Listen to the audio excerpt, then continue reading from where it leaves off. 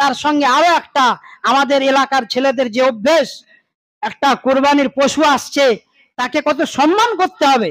আপনি জানেন জাহিলিয়াতের যুগে মানুষ পশুদেরকে সম্মান করত, যেই পশুর গলায় মালা থাকতো ভাবতো এটা কোরবানির পশু, তার সঙ্গে অসৎ ব্যবহার করতো না।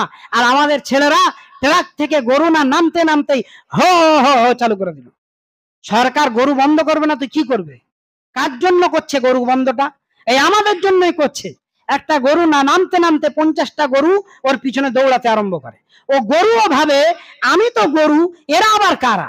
আমি তো একটা পশু, এটা জানলাম যে এরা কারা, আমার পিছনে এইভাবে দৌড়াচ্ছে, এরা কারা? তো এইরকম পশুর সঙ্গে আমরা পশু হব না।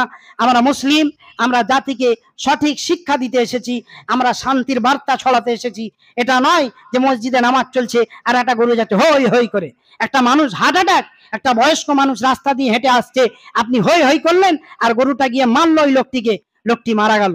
এর জন্য আপনি কাতিলের দায়ী হবেন, আপনি হত্যাকারীদের অন্তর্ভুক্ত হবেন। আপনি কেন ওই পশুর কাছে যাবেন? একটা কোরবানির জানোয়ার যাকে আইয়ামে জাহিলিয়াতে সম্মান করতো, আর আপনি হো হো করছেন।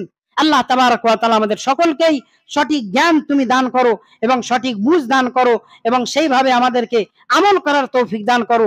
কোরবানির বিধানের মাধ্যম দিয়ে যে শিক্ষা, যে হিকমত, যে জ্ঞান রয়েছে আল্লাহ সেগুলোকে অর্জন করার তুমি তৌফিক দান করো।